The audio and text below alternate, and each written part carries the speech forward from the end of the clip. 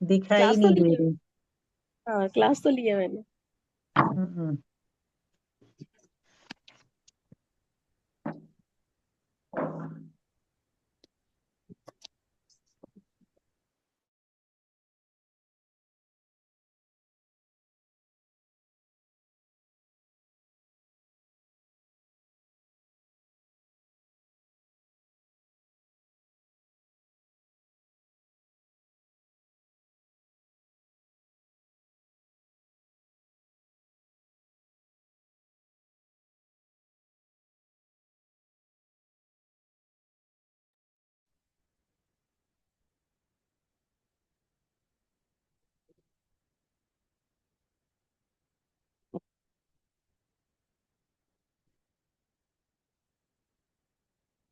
अगला चरण।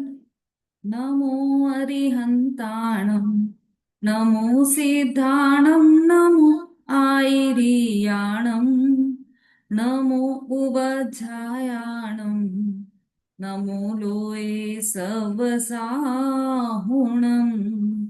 मोक्षमार्गस्य नेतारं वेतारं कर्मभूभृतां ज्ञातारं विश्वतत्त्वानां वंदे तद्गुणलब्धये। तत्वार्थ सूत्र जी ग्रंथ है। 5वां अध्याय चल रहा है। 5वें अध्याय में हम अजीव तत्व का वर्णन समझ रहे हैं। पहले थोड़े से प्रश्न आपसे पूछ लेते हैं फिर आगे बढ़ते हैं।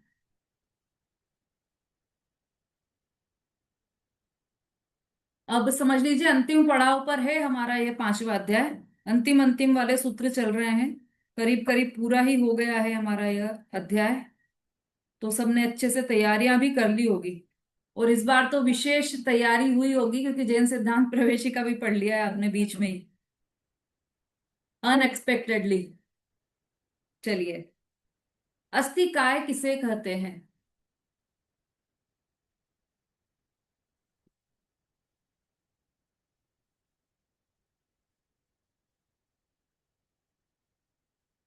एक ही हैंड रेज हुआ है, मंजू जी बोलिए।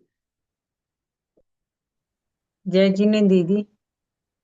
अस्थिकाय बहुप्रदेशी द्रव्य को अस्थिकाय कहते हैं।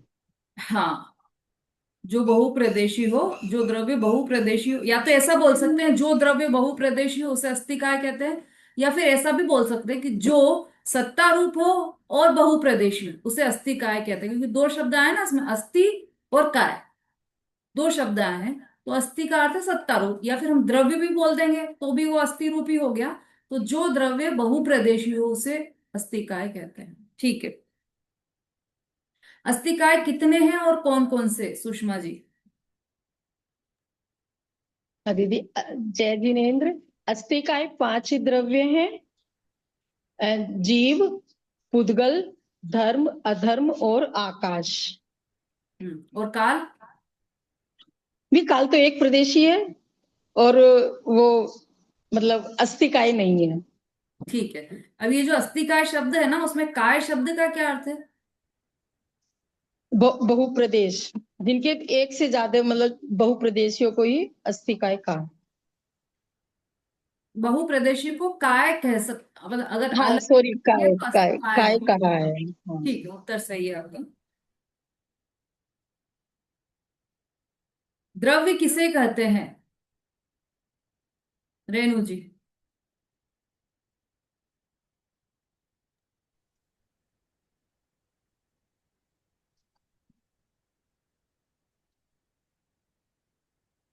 दीदी, दिमाग में नहीं आ रहा।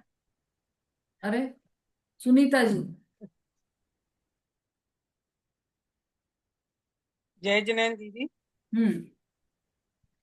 जो अपने गुण पर्याय को प्राप्त होता है उसे द्रव्य कहते सूत्र याद है इसका?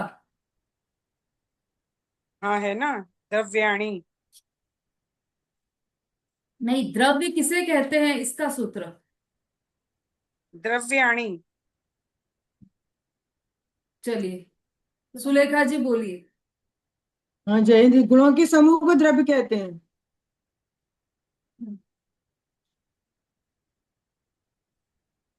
गुणों के समूह को द्रव्य कहते हैं। सूत्र याद है इसका? द्रव्याणी। चलिए संगीता जी बोलिए। यदि गुणों के समूह को द्रव्य कहते हैं। गुण पर्याय व द्रव्यम, ये है क्या? बिल्कुल सही।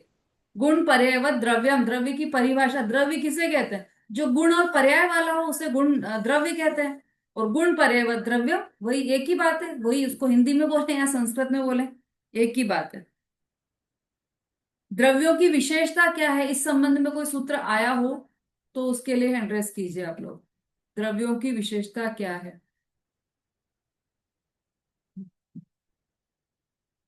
विशु जी। जय जिनेन्द्र दीदी। सूत्र। नित्य नित्यावस्थितान्य रूपाणि। क्या अर्थ है इसका? सभी द्रव्य नित्य हैं, अवस्थित हैं और अरूपी हैं। और दीदी जो आपने वो लिखवाया था वो 3 सेंटेंस। हाँ तो क्या बोलिए, उसका अर्थ बोलिए सूत्र का।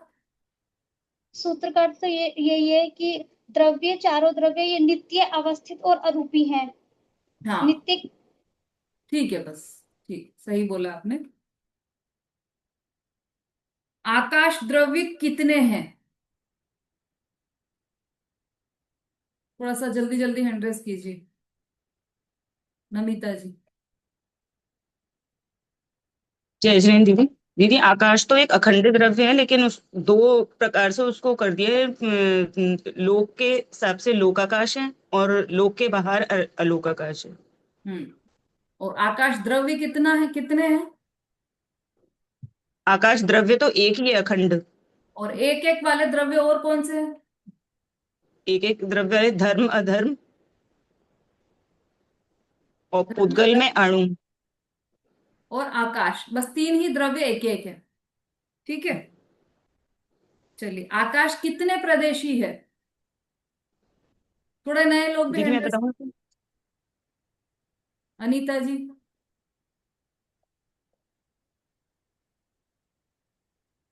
आकाश द्रव्य मैडम बहुप्रदेशीय है।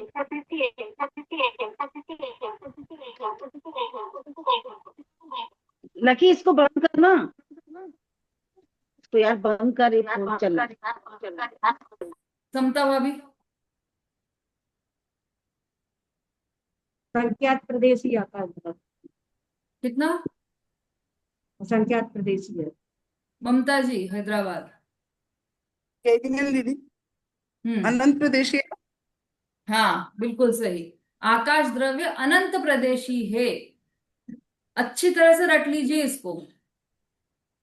ठीक है, असंख्यात प्रदेशी होगा तो लोकाकाश में ही रहेगा, फिर अलोकाकाश में आकाश नहीं होगा। और जो आकाश द्रव्य है वो लोकाकाश में भी है और अलोकाकाश में भी है, इसलिए वो अनंत प्रदेशी है। उद्गल द्रव्य कितने प्रदेशी है?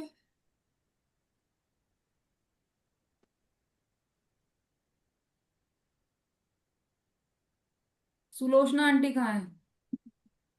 हाँ सुलोचना आंटी बोली।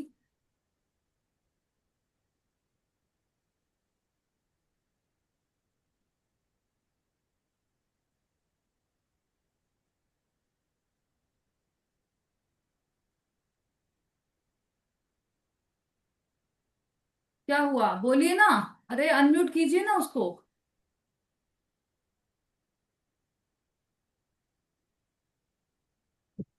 हाँ अब बोलिए। अब आई आपने।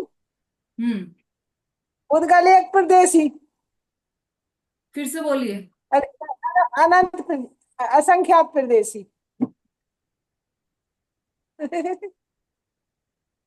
किसका पूछा है? उद्गल का पूछा आपने। हाँ तो फिर चलिए मनी जी बोलिए। जय जिनेन्द्र देवी। यदि पुद्गल स्कंद संख्यात, असंख्यात और अनंत प्रदेशी है और पुद्गल परमाणु एक प्रदेशी। हाँ पुद्गल द्रव्य पूछा है तो पुद्गल द्रव्य एक हाँ संख्यात, असंख्यात और अनंत प्रदेशी है, ऐसा भी बोल सकते हैं। हाँ। ठीक है।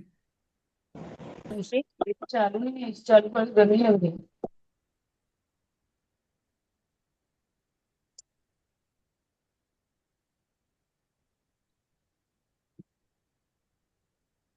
पुद्गलों का अवगाह कहाँ रहता है?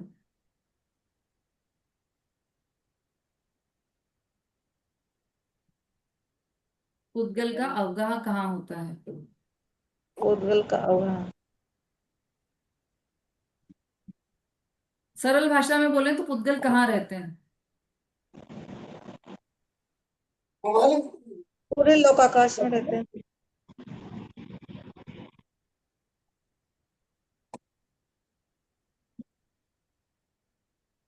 पूरे लोकाकाश में रहते हैं दीदी। लोकाकाशीय अवगाह। हाँ बोलिए। लोकाकाशीय अवगाह है। हाँ ठीक है। पूरे लोकाकाश।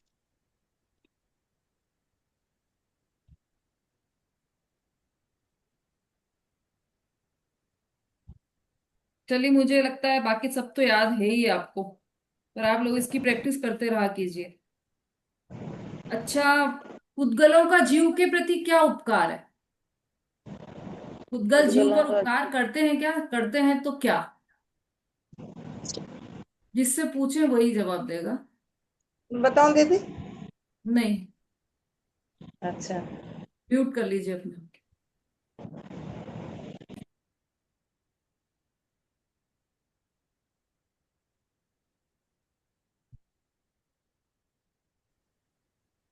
क्या बात है, शोभा जी, समता जी, निशा जी, नंदिता जी, आप लोग के हैंड रेज नहीं हुए? सरल सरल प्रश्न पूछ रहे हैं अभी तो बिल्कुल। हाँ बोलिए नंदिता जी। एक्चुअली पूरा याद नहीं आ रहा, वो शरीर मन श्वासोच्छ्वास वचन ऐसा कुछ है, मुझे हम्म, पूरा याद नहीं। ठीक है, समता भाभी बोली।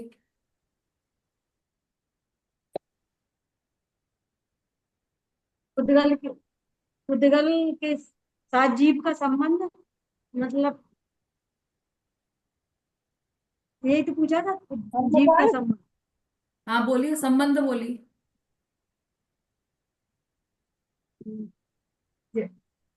एक क्षेत्र अवगाह संबंध रहता सभी पुद्गलों के है। साथ? नहीं, मतलब अब पुद्गल शरीर भी तो पुद्गल में ही तो आता है। अभी ये पूछा है कि शरीर पुद्गल का जीव पर क्या उपकार है, किस रूप से निमित्त में आता है? पुद्गल जीव के लिए किस रूप से निमित्त में कार्य करता है, निमित्त रूप से किस रूप में कार्य करता है, ये है प्रश्न। बोलिए अंजू जी। जय जिनेन्द्र दीदी। जी सुख दुख जीवन मरणों पर रास्ते। जी सुख दुख और जीवन और मरणों पर रास्ते। शरीर वामन और पाद मन सुख दुख में प्राणापान।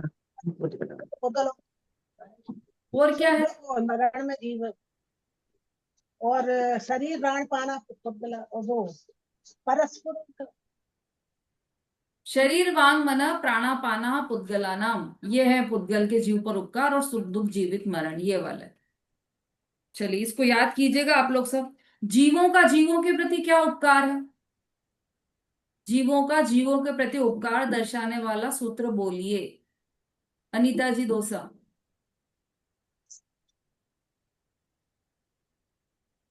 कहाँ चले गए? चलिए शोभा जी बोली। जय हिंद दीदी। परस्परो ग्रहो जीवनम। बिल्कुल सही, बहुत बढ़िया। सब लोग, आप लोग भी याद करते जाइएगा जिनके हैंड रेज नहीं हो रहे हैं। आंचल जी, निशा जी, रेखा जी।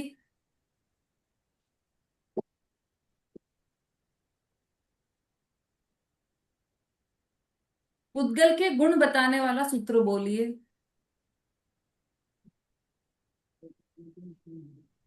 पुद्गल का स्पर्श रस गंध वर्ण, स्पर्श रस गंध वर्ण तो पुद्गल। म्यूट कर लीजिए भाई, आपकी आवाज सबको आ रही है। अर्चना जी, अनीता जी दोसा।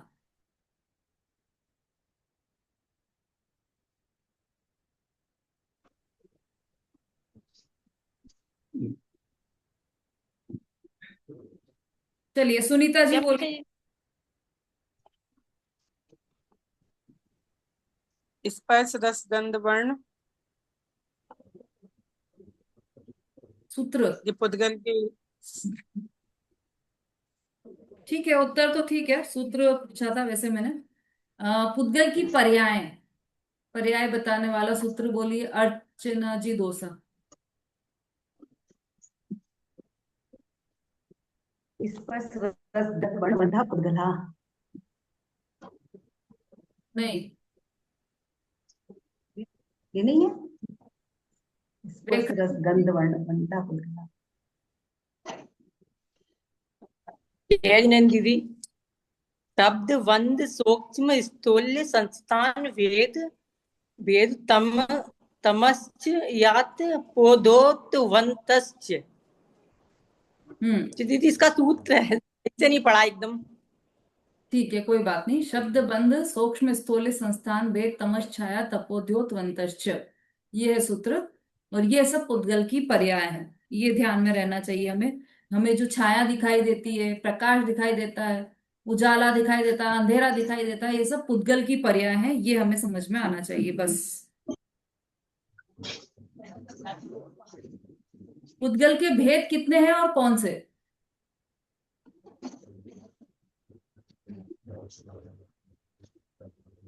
अनीता जी दोसा, आपका बार बार हैंड रेज हो रहा है और आप फिर जवाब नहीं दे रहे हैं। दीदी पुद्गल के दो दो भेद है, स्कंद अणु और स्कंद। ठीक है। खुले जगह। स्कंद की उत्पत्ति कैसे होती है बबीता जी?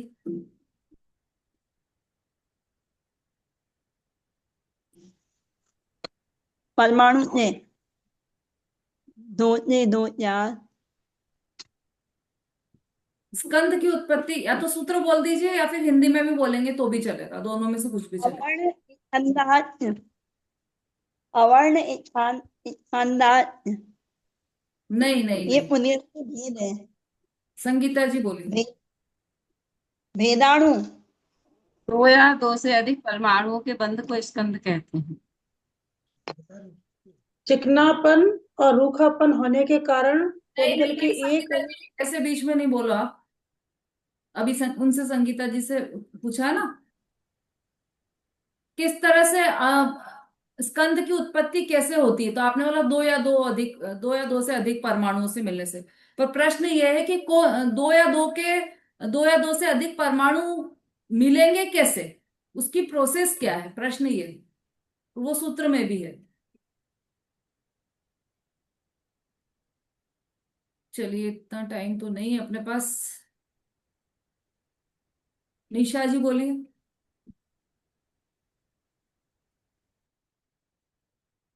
जय जिनेन्द्र दीदी। भेद संघात वे संघात से, हाँ, वेद संघात वे संघात से, भेद 3 से से होते हैं। हाँ संघात से, वो भेद संघात से, ठीक है। हाँ। द्रव्य का वेद लक्षण से क्या है? संघात।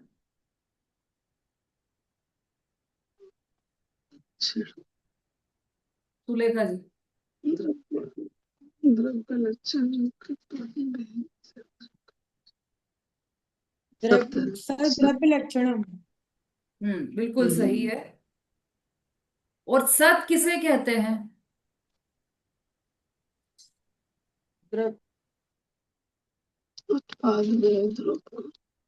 मंजू जी। उत्पाद व द्रव्य युक्तम सत। बिल्कुल सही। अनेकांत में वस्तु की सिद्धि किस तरह से की जा सकती है, की जाती है या की जा सकती है?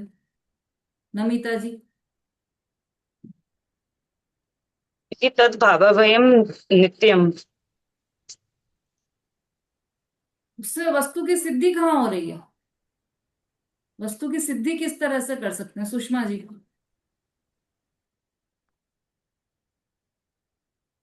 यदि अर्पिता नर्पित सिद्धे।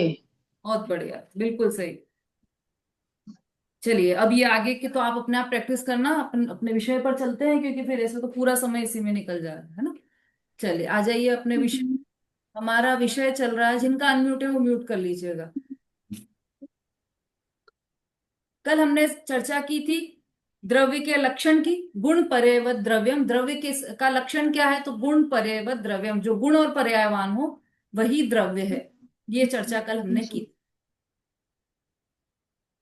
ठीक है, अब उसके बाद काल द्रव्य की भी चर्चा हमने प्रारंभ कर दी थी। सूत्र नंबर 39, उसमें हमने काल द्रव्य की चर्चा प्रारंभ की थी, कालश्च। क्योंकि काल द्रव्य की चर्चा पहले नहीं हुई थी, इसलिए अब काल द्रव्य की चर्चा प्रारंभ की 39 सूत्र से। काल भी द्रव्य है, ये यहाँ पर बताया था, और काल भी द्रव्य है, ये कल चल गया था हमारा। और काल किस तरह का द्रव्य है, ये डिटेल में चर्चा हमारी चल गई थी। टीका हम पढ़ रहे थे इसकी।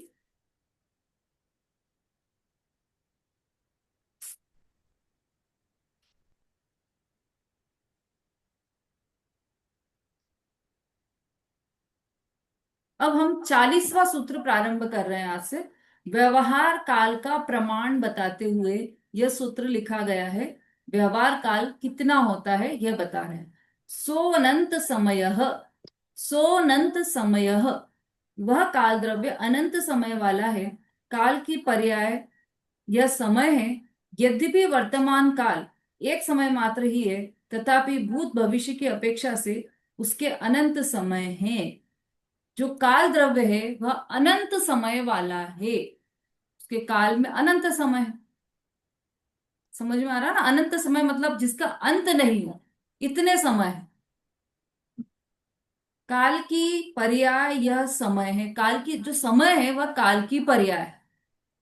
अब अनंत समय बोल दिया है तो समय कितना बड़ा होता है, तो समय तो सेकंड का असंख्यातवां भाग वो समय होता है। यद्यपि अभी इसमें और आने वाला है, यद्यपि वर्तमान काल एक समय मात्र ही है। अभी हम जब बोल रहे हैं ना कि यह समय, इतने में तो कितने ही काल, कितने ही समय निकल गए। यह समय, इतना समय शब्द बोला, इतनी देर में असंख्यात समय निकल गए। तो वो जो वर्तमान का समय है बस वही वर्तमान समय, उसके पहले का भूत हो गया, उसके आगे का भविष्य हो गया। तो वर्तमान काल एक समय मात्र ही है, तथापि भूत भविष्य की अपेक्षा से उसके अनंत समय। तो वर्तमान में तो एक ही समय है, लेकिन भूत में निकल गया, अनंत समय निकल गया। तो वो अनंत समय और भविष्य काल में भी अनंत समय है, अनंत समय आने वाला है। इस अपेक्षा से काल के अनंत समय है। टीका में और स्पष्ट करते हैं, देखिए टीका पढ़िए शोभा मैं जी। पढ़ूंगी।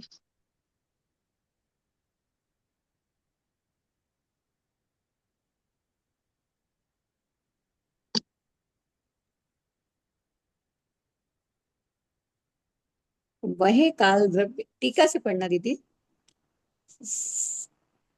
अर्थ से पढ़ दूं दीदी, अर्थ से पढ़ दूं। टीका, वह काल द्रव्य, पहला समय मंद गति से गमन करने वाले एक उद्गल परमाणु को के एक प्रदेश से दूसरे प्रदेश पर जाने में जितना समय लगता है वह एक समय है।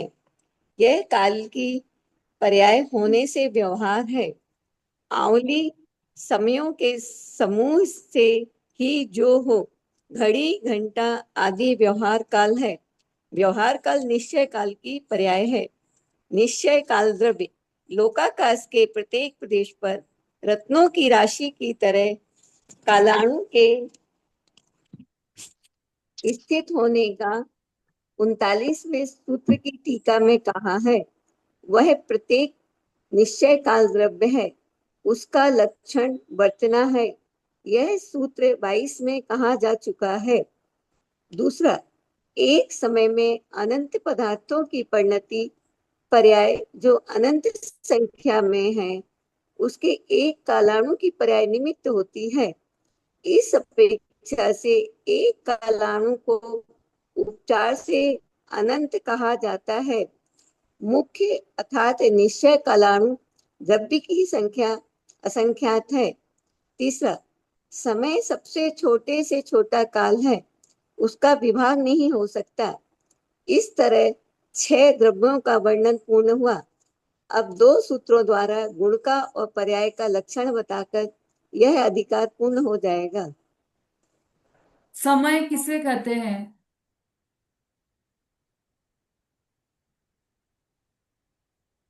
मंद गति से गमन करने वाले एक पुद्गल परमाणु की को आकाश के एक प्रदेश से दूसरे प्रदेश पर जाने में जितना समय लगता है वह एक समय है।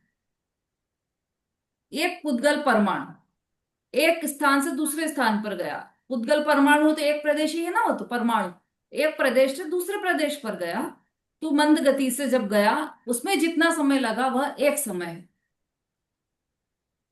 ठीक है, यह समय की परिभाषा दी। देखो द्रव्य 6 ही है दुनिया में।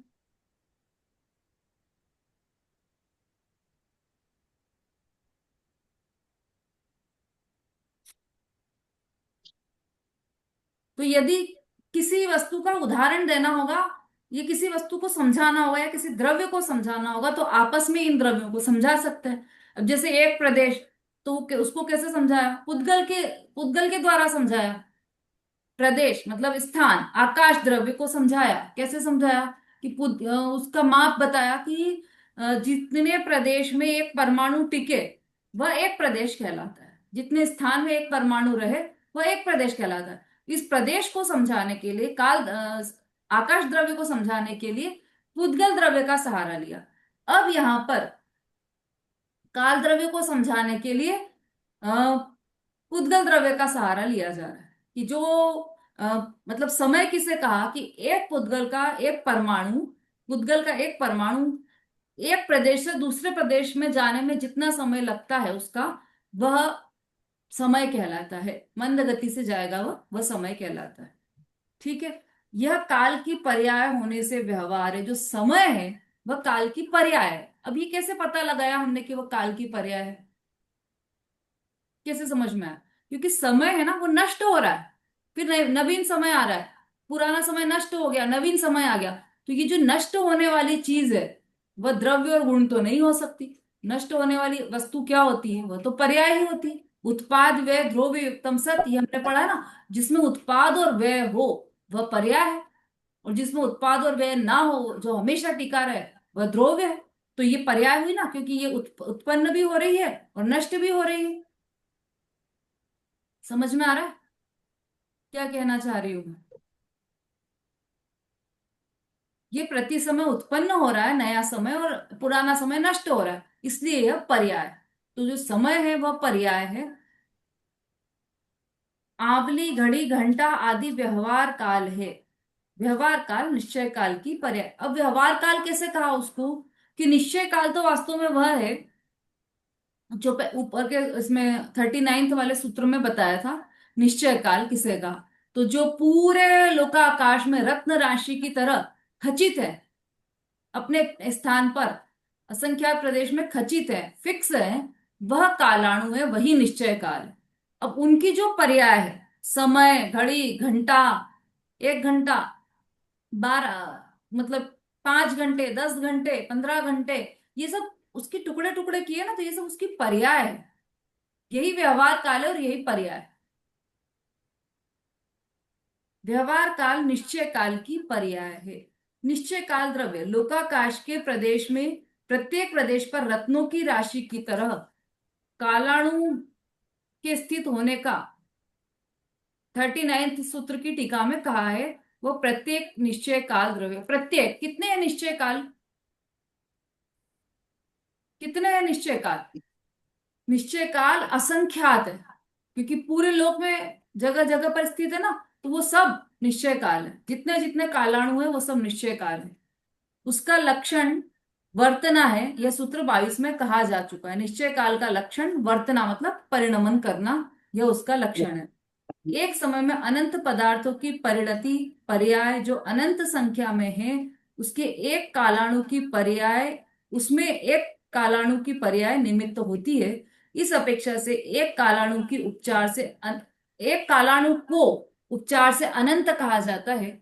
मुख्य अर्थात निश्चय कालाणु द्रव्य की संख्या असंख्यात है। कालाणु कितने हैं? असंख्यात है, क्योंकि वो पूरे लोक प्रदेश में। लेकिन एक कालाणु की संख्या अनंत भी कही है। किस अपेक्षा से? क्योंकि एक कालाणु जो है उसकी पूर्व में अनंत पर्याय हो चुकी है, भविष्य में अनंत पर्याय आने वाली है। तो ये अनंत को देखते हुए उसमें अनंत समय है, एक कालाणु की अनंत समय की पर्याय हो जाएगी, तो इस प्रकार से उसको अनंत भी कहा है। उस अपेक्षा से एक कालाणु को उपचार से अनंत कहा जाता है।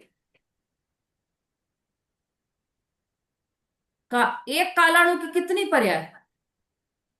असंख्यात नहीं, अनंत पर्याय है। एक कालाणु की अनंत पर्याय है। एक समय में अनंत पदार्थों की परिणति पर्याय जो अनंत संख्या में है, उनके एक कालाणु की पर्याय निमित्त होती है। ये काला जो काल द्रव्य है वो किसमें निमित्त बताया? उपकार बताया था ना, किसमें निमित्त है? परिणमन में। सभी द्रव्यों के परिणमन में निमित्त है काल द्रव्य। तो एक समय में अनंत पदार्थों की परिणति जो अनंत संख्या, अब जो अनंत है द्रव्य, कितने द्रव्य विश्व में? कितने द्रव्य है?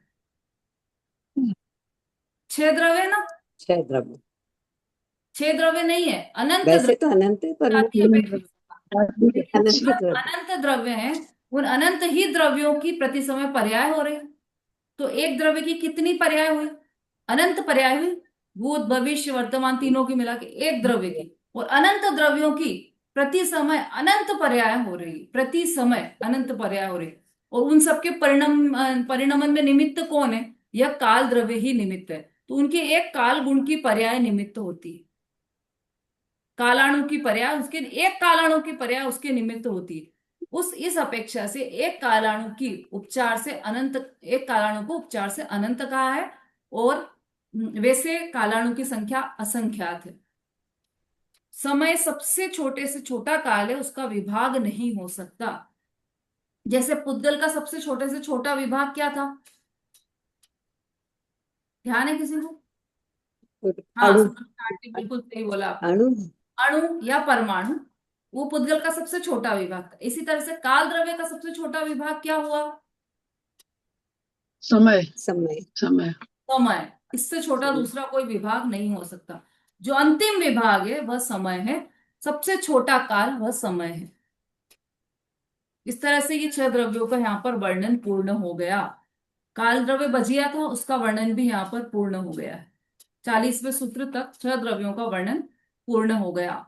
ये जो 5वां अधिकार है, इसमें द्रव्य, गुण और पर्याय तीनों का स्वरूप बताया है। तो द्रव्यों का तो स्वरूप हो गया, अब गुण का बताएंगे और उसके बाद पर्याय का स्वरूप बताने वाले हैं। देखिए 41वें नंबर का सूत्र, गुण का लक्षण। इसमें से किसी को कोई प्रश्न हो तो वो हैंड रेस कर सकते हैं। समझ में आ गया हो तो हम आगे बढ़े।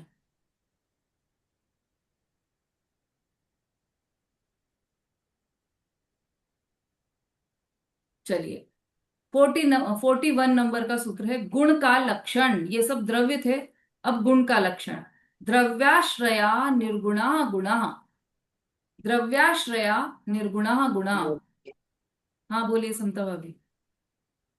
दीदी अभी आपने बताया जैसे समय सबसे छोटे से छोटा काल है, मतलब सबसे छोटा काल, इससे छोटा कोई काल ही नहीं है। जैसे ऐसा बोलते हैं ना कि जो पर्याय है वो एक समय में बदल जाती है। तो समय कितना, समय कितना हुआ, मतलब जैसे समझ लो घंटा है। घंटा कितनी देर का? 1 घंटा कितनी देर का? 24 मिनट। 60 मिनट। कितनी देर का 1 घंटा? 48 मिनट। हाँ 60 मिनट का 1 घंटा।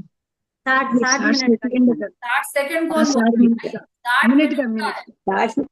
60 मिनट का 60 मिनट का 1 घंटा है।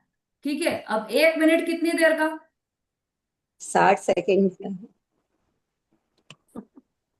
60 सेकंड का। 60 सेकंड का? अरे इसमें इतना सोचने की क्या बात है। 1 मिनट है वह 60 सेकंड का। अब 1 सेकंड कितनी देर का?